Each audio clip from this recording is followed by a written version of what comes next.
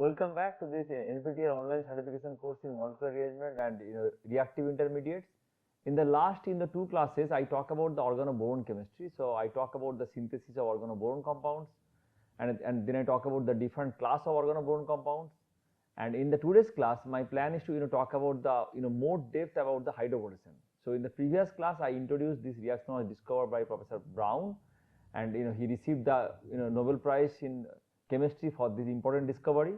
In the today's class, I am going to talk about several different variation in terms of the stereoselectivity and the enantioselectivity for the hydroboration oxidation reaction.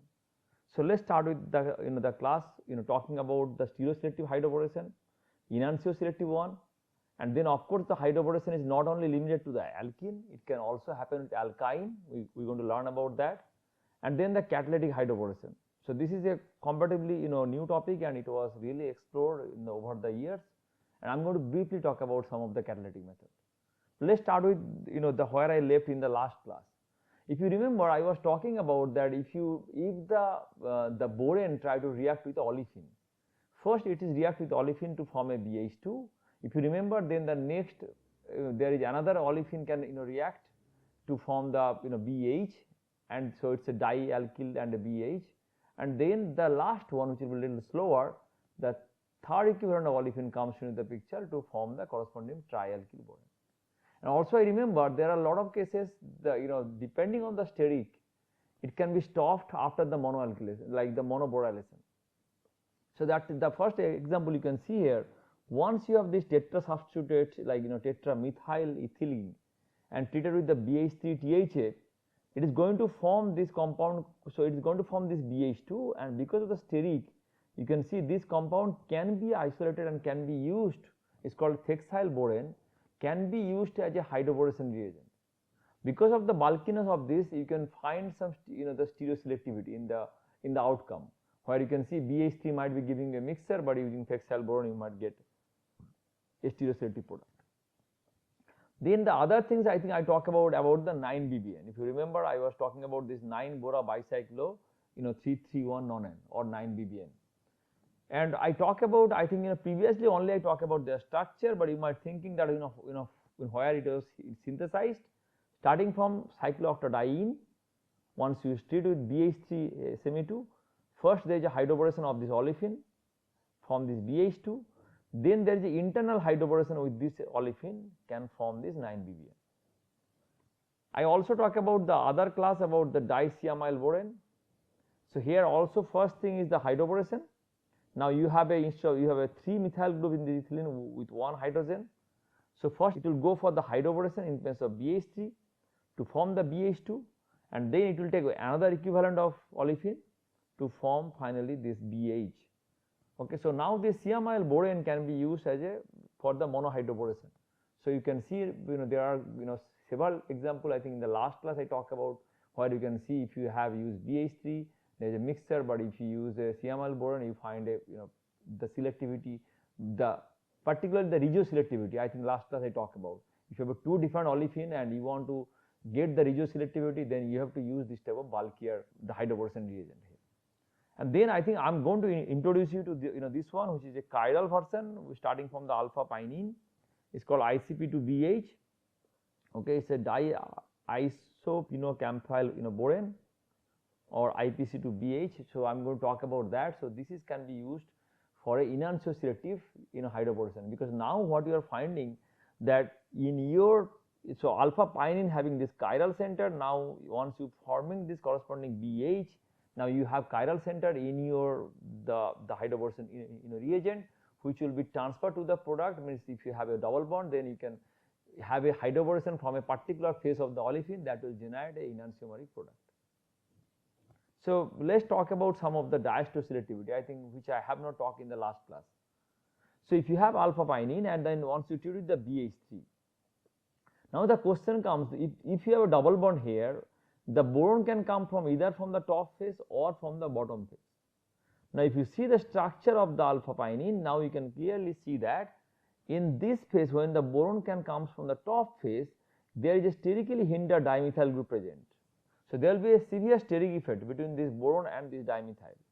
But once the boron can be approached, because if you remember from the last class I talked about, this is a syn addition of boron and the hydrogen. So there is a two possibility, either the boron can come from this side, this way, or it can come the other way, where you will be the hydrogen here, the boron here, correct? So this is the two possibility you have.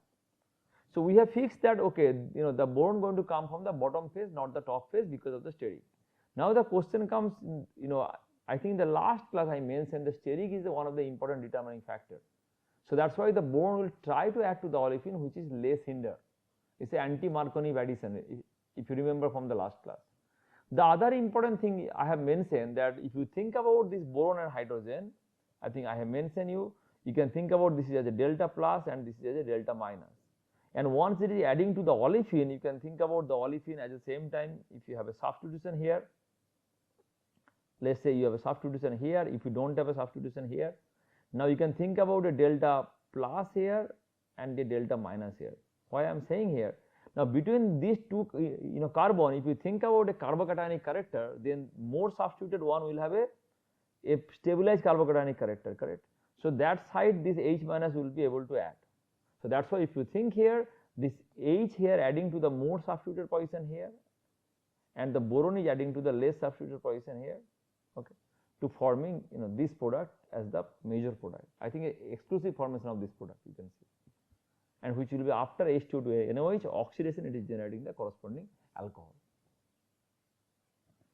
I am going to talk about some more example. So you have seen in the previous classes we have seen a endoselectivity, but here what we are seeing here in this particular case we are seeing a exoselective product, 99.5% exoselectivity. So what is happening here? Why in the previous cases you have seen the hydroboration is happening from the bottom phase, but here it is happening from this phase. If you think about that, if it is trying to approach from the bottom phase, there is this CH2 group which is going to interact, correct? So that interaction going to happen if the boron is going to approach from this phase. Versus if the boron is coming from this side, okay, then it is have to only one CH2 which is going to interact. And if you think about, so coming from the bottom phase there will be 2 CH2 versus from top phase 1 CH2. That's why this product will be formed as a major product. Okay, so you can see the once you are using a 9 bbn, which is again a bulkier the hydroboration reagent that can selectively add from the top phase to give you 99.5% XO. Again there is another example here. I think in this particular cases, again if you use 9 bbn you will get almost 99% of this particular product. But if you use a a normal the BH3, you might get up to 95% selectivity. Again what is happening here, you can see you have a substitution here, there is a methyl group here in this cyclohexene. Now if you remember the hydroboration actually happen again, if you see this rule of the approach, I think if you have a methyl group here, then this will be the approach. I am telling you several times the same thing, that so they will be adding in a syn addition going to happen. If you think about syn addition going to happen, then what you end up getting here, that you have a methyl here. If you think your methyl is up and this is coming from the H methyl, then you should remember that the boron will be, so this 9 bbn will be here. Okay, so that's how you end up getting to this product. Okay, so this will be, so now the methyl and the 9 bbn actually trans. There is another example here. You want to see a dimethyl here, that is also end up making to this product, where you see this is the trans after. So you can see there is a H here, and then after oxidation it is going to end up giving you this product. Some more example, I already talked about this example at the beginning, correct? Formation of this product selectively by approaching from the bottom phase. Here there is another example. If you have a 3 double bond, correct, you treat with BH3. So if you remember, I talked about the synthesis of 9 bbn. So there was 2 double bond. First there is a hydroboration happening, then there is in the cyclooctadiene, and then the next is another hydroboration to form this the 9 bbn, correct? So here what is happening, you have 3 double bonds. So first there is a hydroboration going to happen with 1 double bond, correct? That will end up forming this BH2. So that BH2 will go for another hydroboration intramolecular to form the BH. Then that BH will also go for another intramolecular hydroboration to form this compound. And once you have formed this compound, you treat with H2O to NaOH, that will going to end up forming this, introducing 3 hydroxy group into the molecule. So this is a one shot, you can form the double bond, you can introduce 3 hydroxy group. Then if you have this compound, instead of the the BH3, if you include BD3, so deuterium, then you can introduce a deuterium here in the methyl carbon, correct, to form this product. We have already explained that if the addition is happening, we should be end up forming. I think there is a problem with the stereochemistry, so this should be down, not up. So please correct that. I think I will also correct the slides, okay, because you have to understand that the deuterium and the boron will act from the bottom phase, okay. In this example, you can see you have a trisubstituted olefin, and again the trisubstituted olefin, if you treat with the BH3 or the B2H6, what is going to happen? Now there is the boron going to, so the boron will be approached in this way, as this is a more sterically hindered, okay. So it will add this way to first there will be hydroboration, and then oxidation using chromium oxide, which will oxidize the alcohol to all the way to the ketone.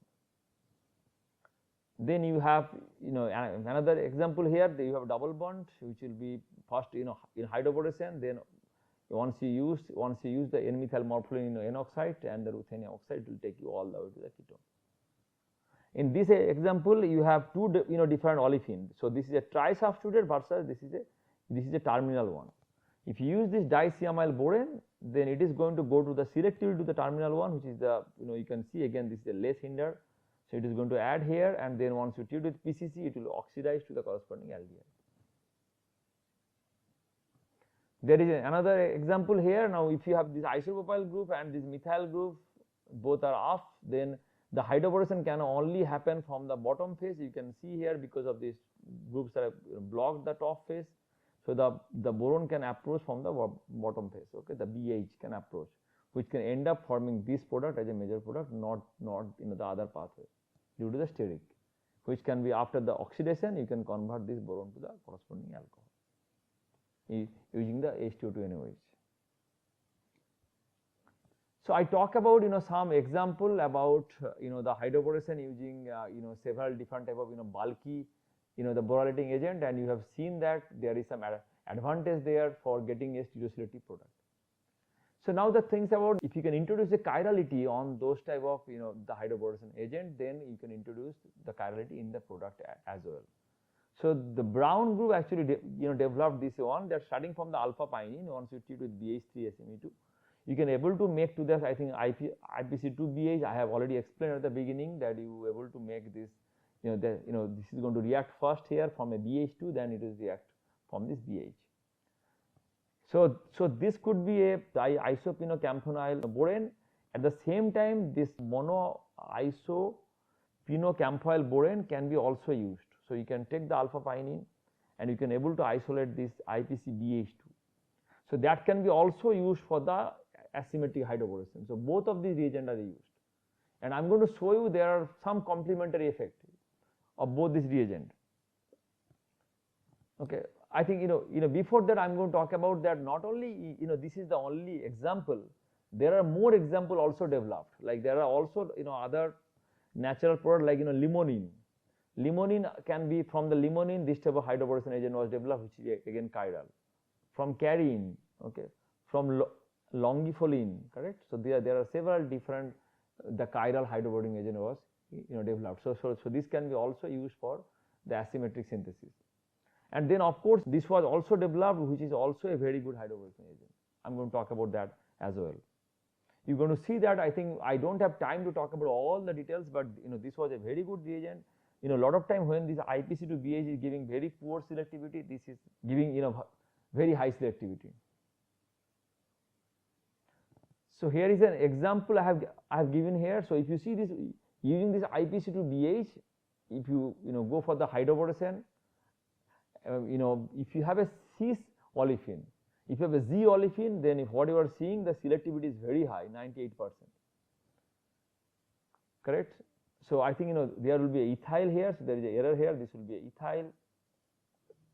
Then this is 93%, which is kind of consistently showing that if you have a if you have a the Z olefin, then you are getting very high selectivity. If you have a some sort of a ring system, then of course in this system also you can see this is a Z selective one giving 99%. Again this is, I think this will be a thiophene here, this is also 99%, correct. But then the problem comes once you have a trans olefin, especially once you have a trans olefin which has a the both side has same substitution, those are giving very poor E. But once you come to IPCBH2, in this hydrobonding agent, the Cis or ZU is giving poor E, but the trans is giving very good E. Okay. Again, this will be ethyl here instead of the methyl. Okay. So what is happening here? What we kind of try to conclude, as I was telling, these are complementary, because in one cases the Z is very good, but in other cases the E is very good using the IPCBH2. That means the monomeric one is very good for the trans, but the dimeric one is very good for the Cis. Okay. So now the question comes, why that is happening? Okay. So there is a lot of calculations done by the Haug group for K and Haug has done a lot of calculation to establish that why that is happening. And one of the concept that for IPC to BH, once you can think about, so what they have done in this model, they try to show these type of groups as that the boron is attached with a carbon. So suppose they are saying that the boron is attached with a carbon where you have different type of group attached. Like you can tell them a small, a medium and a large. As you can see, this side could be a larger side, you can see this part. And now you have a H here, that could be a small, and this could be the CH2 part could be a medium.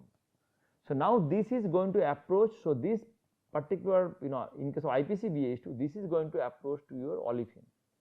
Now the question comes, once you have the Z olefin or Cis olefin, then in the transition state the interaction of this R group and this S group which is going to approach, or the AM group which is going to approach, is really minimum, because you have to understand, to get a high E, the substrates and the catalyst interaction is very important. So that interaction get decreased once you have a Z olefin which is reacting with the IPC2BH2. You can understand that these groups are far. When this is coming, the interaction between these groups are getting minimum. Okay. But on the other side, once you have this IPC2BH and you have a trans. Now once you have a trans scenario, because in case of IPC2BH, you can see this structure is a little different, because now you have a BH here which have a single hydrogen here and which attached with two carbon. If you think about, I am just going to write this way for simplify this. You have a small, medium and large, and both sides you will have a very similar structure. Sorry. So now once this is approaching to a olefin where you have both the groups attached, suppose you have a methyl and methyl, and now if you think about this, actually this BH is coming and adding to this, forming a 4-member, correct? What is happening? Both sides, so there is not much selectivity from approaching from the up or down, because you can see if it is approaching from the up or approaching from the down, if you are both the methyl are same, then you will have a very similar, there is not much selectivity going to approach from a a particular phase. If you don't have a selectivity to approach from a particular phase of the olefin, then you will not get a selectivity in the product. So you will not get a good E. So that is the reason you find out there is a poor E once you have this type of substrates there. And again there is an example here. If you have these cyclic cases, the things are different. Once you have this the diene scenario here, in case of diene also this reaction also works. But again you can see here, this is here you can see these groups are again Cs.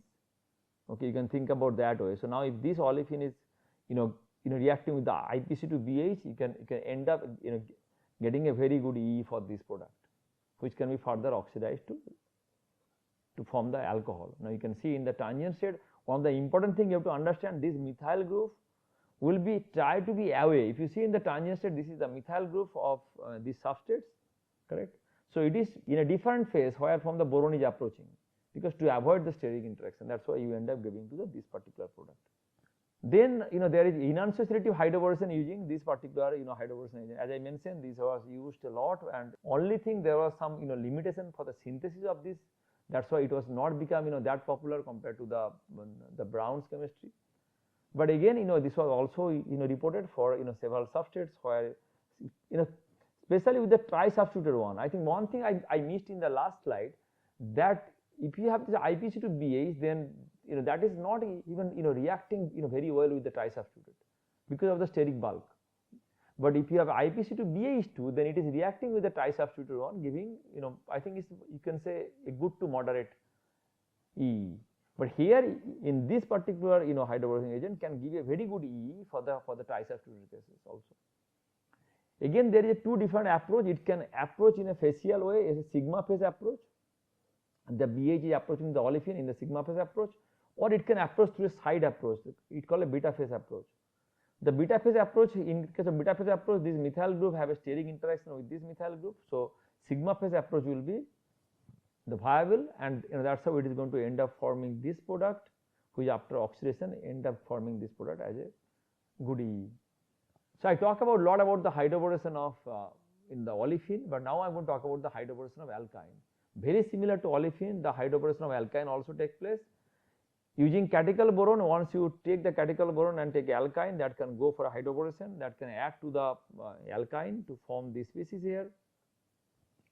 Okay, so depending on the condition, I am going to bring you different condition in a minute, so that you can see that once you have these groups are similar, then you don't have to worry about the stereoselectivity of the product. But as soon as R and R dash will be different, now you are going to see the depending on the hydroboration agent, you will see a selectivity difference.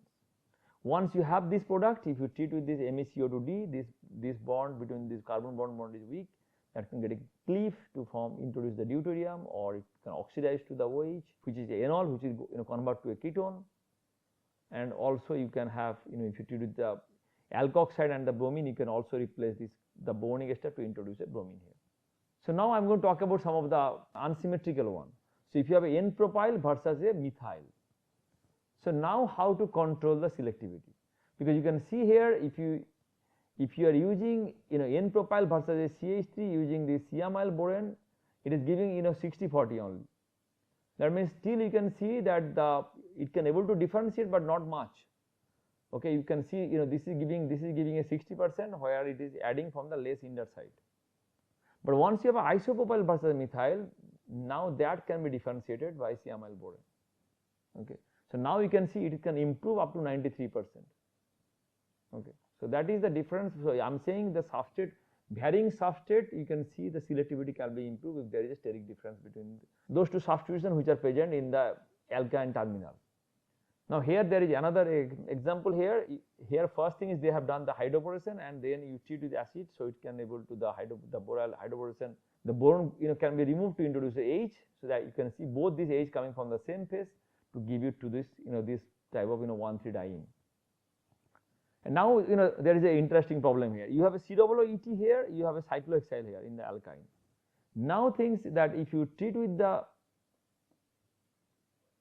A2BH in THF, what is going to happen here? So if you treat with that, now if you think about understand the electronics of it, if you remember in case of the hydroboration, I was explaining that once the COOET can pull the electron density, it is going to create a more delta, I think it can create the more delta plus here in the beta carbon. So that's why you can see the approach of this SI, it will be B, SI, A2. So this will be approached in this way. Okay, that will end up giving you this product. Okay. So you can see the electron is also going to play an important role. Not only the steric, the electronics can also play important role to give you the selectivity in the product. So I talk about a lot about the in a hydroboration where you have to use a stoichiometric reagent. That means you have to, if you want to make a chirality, then you have to bring a reagent which you have to use in an equivalent amount, which can form the boron and you can oxidize and do other transformation. But I am going to talk about some of the chemistry where you can do catalytic hydroboration. So here you can use a transition metal catalyst to even bring asymmetric. So there is a vast area of this. I think there are still a lot of publication coming every other day about the asymmetric hydroboration using transition metal catalyst. And then there are also a lot of also several transition metal free method was developed over the year. Again, this could be, this is not going to cover a much in this particular lecture. I am going to only briefly talk about some of the important discovery about the catalytic hydroboration. Okay, so first catalytic hydroboration using the Wilkinson catalyst, using the catechol boron as a boron agent. Okay, so it was found that it can give a mixture of this where it can, as you can see, the boron will prefer to be added to the terminal position to form this product, plus something will be where there will be internal as well. But later on, what happened in this reaction, if you start the reaction with this substrate, where if you add from either this side or that side, you will still end up making a chiral center there, correct. So here what is happening, using this rhodium chlorine cot, cyclotadiene in place of the diop as a chiral ligand.